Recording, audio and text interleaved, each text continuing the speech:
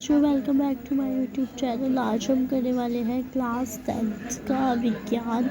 तो बच्चों देखो, मैं भी एक कोचिंग सेंटर में पढ़ाती हूँ और मेरे को जो जो चीज़ें मैंने देखी है, जो नोट्स इतनी मेहनत से बनाए हैं, जो नोट्स हर साल आते हैं मेरी ट्यूशन की कोचिंग की, तो वो बच्चों सबको पता है इतनी ज़्यादा हाई है, फ़ीस ज़्यादा है। तो वो जो बच्चे कोचिंग परचेज़ नहीं कर सकते, नहीं पढ़ सकते कोचिंग में, घर पे पढ़ना चाहते हैं, तो मैंने सोचा उनके लिए एक वीडियो बना देती हूँ। अपने नोट्स ही है जो जैसा मैं अपने कोचिंग में पढ़ाती हूँ वैसे ही मैं इसे यूट्यूब पे पढ़ाऊँगी, ठीक है।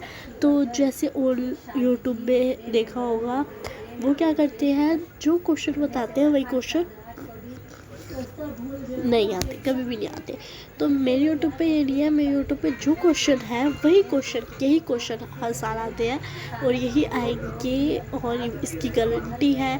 और जितने भी बच्चे मेरे पास पढ़ते हैं 80 में से 80 नंबर सबके आते हैं, और जितने परसेंट साइंस में तुम्हारे 80 में से 80 ही परसेंट आएंगे। साइंस में बहुत अच्छे नंबर आएंगे, क्योंकि साइंस में मेरे यूट्यूब से अगर पढ़ो तो मैं हर एक चीज़ बताऊँगी, ये सैम्पल पेपर सब कुछ दूंगी, वो भी एकदम फ्री में। बस मेरे चैनल को सब्सक्राइब कर दो, लाइक कर दो, कमेंट करो। सब्सक्राइब एकदम फ्री है, कोई पैसे नहीं कटेंगे।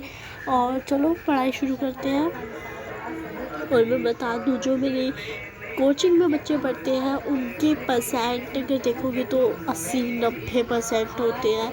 इतने सारे बच्चे होते हैं, वीक से वीक बच्चे भी 70% लेकर आते हैं, और ज़्यादा बच्चों के तो 90-80 ही आते हैं, परसेंट ही आते हैं। तो अगर तुम पढ़ रहे हो मेरे यूट्यूब चैनल से, तो तुम्हारे भी 80 और 90 ही परसेंट आएंगे। और जैसा जैसे मैं पढ़ा रही हूँ वैसा वैसा पढ़ो, समझ ना आए तो मुझसे पूछना, मैं बताऊँगी। और कोई डाउट हो तो मैं वही डाउट क्लियर करूँगी एक शॉर्ट वीडियो में, ठीक है। तो चलो स्टार्ट करते हैं। तो हम तो बच्चों, केमिस्ट्री का चैप्टर नंबर 1 है। तो मैं तुम्हें बता दूँ कि जो बच्चे नोट से पढ़ते हैं, तो बच्चों मैं तुम्हें बता दूँ, जो बच्चे नोट से पढ़ते हैं वही ज़्यादा परसेंट आते हैं। अगर तुम 1 घंटे में पढ़ रहे हो, तो अगर 1 घंटे में एक चैप्टर पढ़ते हो तो एक ही चैप्टर हो पाता है, ठीक है। 1 घंटे में एक चैप्टर हो पाता है, और अगर नोट से पढ़ते हो तो 1 घंटे में 2 चैप्टर हो पाते हैं, 2 या फिर 3 चैप्टर हो जाते हैं ना, जो कि हमें अच्छे से याद हो जाते हैं। और जो एक चैप्टर अकेला चैप्टर होता है, ये हम सही से याद भी नहीं होता, बस चैप्टर हम पढ़ते रहते हैं। तो हमारे लिए सबसे ज़्यादा ज़रूरी क्या होता है, नोट्स में। और नोट्स में देखो, जो चैप्टर पढ़ते हैं उनमें से आधी चीज़ें नहीं आती, आसान जो हम पढ़ते हैं वो तो आता ही नहीं, और नोट्स में जो जो आता है वही होगा। तो मैं नोट्स से पढ़ाऊँगी, और ये 100% गारंटी है कि यही सब कुछ आएगा पेपर में, क्योंकि मैं जो नोट्स इतने सालों से कोचिंग में पढ़ा रही हूँ, स्कूल में पढ़ा रही हूँ, तो मुझे पता है क्या क्या आता है, क्या क्या नहीं आता। पर टीचर्स हमें नहीं बताते, पर मैं आज आप सभी लोगों बच्चों के साथ शेयर करने वाली हूँ, क्योंकि मैं अपने कोचिंग में बताती हूँ, मेरे कोचिंग में सब बच्चों को पता है क्या क्या आता है, क्या क्या नहीं आता। तो मैंने सोचा यूट्यूब पे बता दूँ आप सब बच्चों को। तो चलो स्टार्ट करते हैं। बच्चों, चैप्टर नंबर 1 है रासायनिक अभिक्रियाएं समीकरण, ठीक है। रासायनिक केमिकल रिएक्शन, यानी कि जो केमिकल से होता है ना, जो केमिकल वगैरह होते हैं उन्हें हम केमिकल रिएक्शन बोलते हैं। तो क्या होता है, चैप्टर नंबर 1 में जो हमारा पहला क्वेश्चन है, रासायनिक अभिक्रिया के प्रकार। रासायनिक अभिक्रियाओं के प्रकार, जो कि 3 नंबर का हर साल आता है। ये 2015 से 2021 तक हर साल आया है क्वेश्चन, ठीक है। 21 जो अब आएगा, तो अब हर साल क्वेश्चन आता है ये, तो ये 100% आएगा। और इस चैप्टर नंबर में से 10 नंबर का ज़रूर आता है, इस चैप्टर में से 10 नंबर का आता ही आता है। 10 नंबर का पढ़ेंगे आसानी से। रासायनिक अभिक्रियाओं के प्रकार क्या होती है, सबसे पहले होती है संयोजन अभिक्रिया। इस अभिक्रिया में 2 या 2 से अधिक अभिकारक मिलकर एक उत्पाद का निर्माण करते हैं। अभिकारक क्या होते हैं बच्चों, देखो, अभिकारक और उत्पाद बता देते हैं। देखो, जैसे कि A है प्लस B है, ठीक है। कुछ समझ रहे हैं तो पूछ लेना। A है और B है इक्वल टू में C है। ये इन A और B से C बना है, ठीक है। तो जिन चीज़ों से बना होता है, ये कोई 2 चीज़ जिन चीज़ों से बना होता है उसको हम अभिकारक बोलते हैं।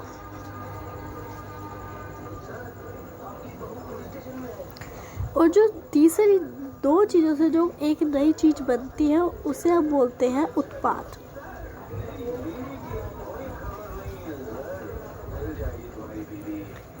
ठीक है, ए और बी से बना है तो ए भी अभिकारक है।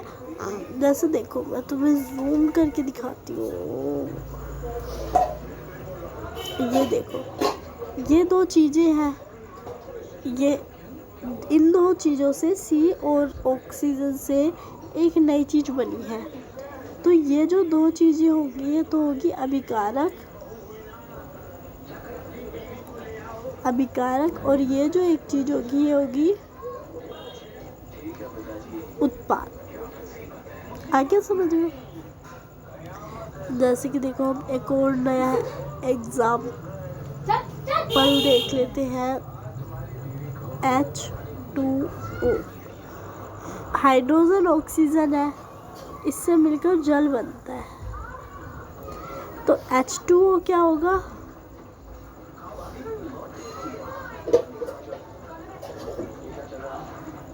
अभिकारक। इन दोनों चीज़ों से एक नई चीज़ बनी है, जल, तो ये होगा उत्पाद। अब तुम अच्छे से चॉइस कर सकते हो अभिकारक और उत्पाद, अभिकारक और उत्पाद के बारे में, है ना। जो संयोजन अभिक्रिया के प्रकार होते हैं,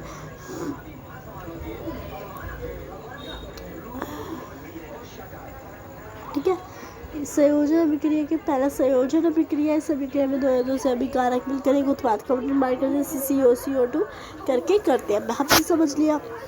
दूसरा होता है वियोजन अभिक्रिया, विस्थापित। चौथा होता है द्विस्थापित, वो भी है इसमें, ठीक है।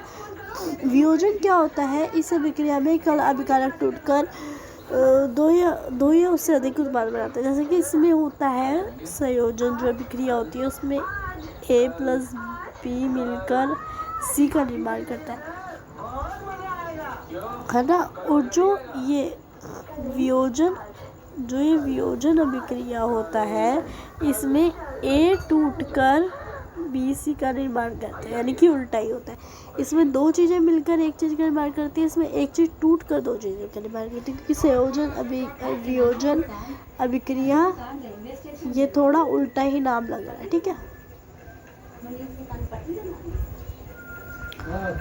तो हो गया वियोजन अभिक्रिया भी। वियोजन का होता है पहला ऊष्मीय वियोजन, ऊष्मा द्वारा किया गया वियोजन, जो ऊष्मा से होता है। विद्युत वियोजन, विद्युत द्वारा प्रवाहित किया गया वियोजन। प्रकाशीय, जो सूर्य के प्रकाश में वियोजन होता है। ऐसे ही लिख दोगे, एक दो बार करोगे तो आसानी से आ जाएगा, ठीक है। अगर उदाहरण पूछा जाए तो देना, देखो हर साल ये 3 नंबर का आता है। 3 नंबर में से 2 नंबर तो अगर तुम उदाहरण नहीं लिख रहे हो तो 2 मिलेंगे, उदाहरण लिख रहे हो तो 3 मिलेंगे। एक ही उदाहरण पूछा जाएगा, ज़्यादा उदाहरण नहीं पूछा जाएगा। और उदाहरण इसके साथ में लिखे हुए हैं, उदाहरण भी याद कर लेना, याद करने हो तो। नहीं तो उदाहरण याद नहीं करो तब भी चलेगा, क्योंकि हम यही याद कर लेते हैं तो हो जाता है, क्योंकि 10 नंबर के इस चैप्टर में से आते हैं, है ना। प्रकाशीय, प्रकाश में जो सूर्य के होता है सफ़ेद, देखो ये भी आता है। सफ़ेद रंग के सिल्वर कोलाइडर सूर्य के प्रकाश में दूसरा रंग का बदल जाता है, इससे शाम श्वेती फोटोग्राफ कहते हैं। ये आ जाएगा शाम श्वेत फोटोग्राफ किसे कहते हैं, तो तुम बोल सकते हो जो सूर्य के सफ़ेद कलर का होता है, सूर्य के प्रकाश में ये सिल्वर कोलाइडर सूर्य के प्रकाश में उपस्थित में दूसरा रंग का बदल जाता है, ठीक है। इसे अभिक्रिया का प्रयोग शाम श्वेती फोटोग्राफ पे होता है।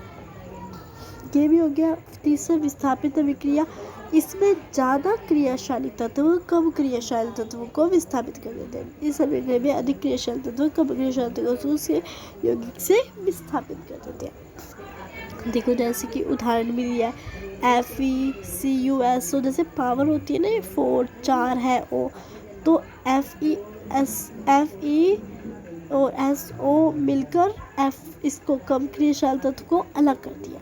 ज़्यादा क्रियाशाली तत्व कम को अलग कर देते हैं।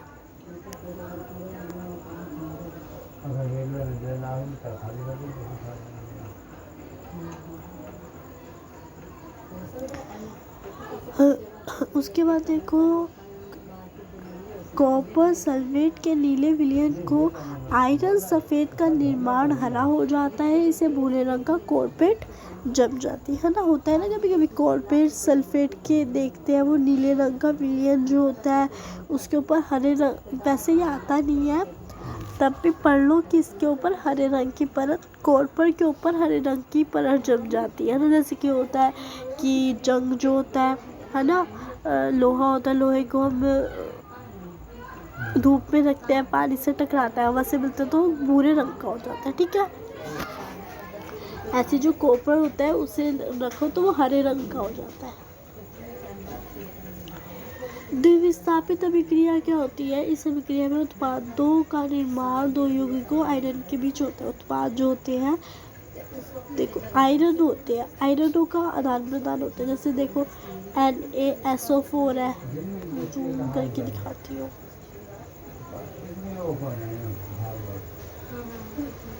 देखो NaSO4 है, BaCl है ना, तो BaCl इधर हो गया, SO इधर हो गया, Na इधर हो गया और Cl अलग हो गया, तो ये एक दूसरे से अलग हो जाते हैं, ठीक है, एक दूसरे से मिलकर बन जाते हैं, एक नया चीज भी बन जाते हैं, ठीक है। उसके बाद है बेरियम सल्फेट के सफ़ेद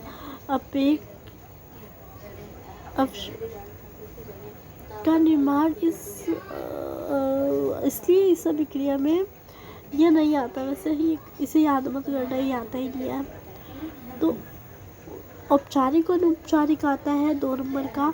औपचारिक क्या होता है? औपचारिक होता है ऑक्सीजन ज़्यादा हो जाना और हाइड्रोजन कम हो जाना। अनौपचारिक होता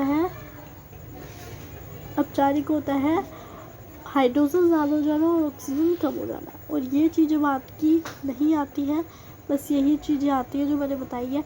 और 5 नंबर का ही हो गया,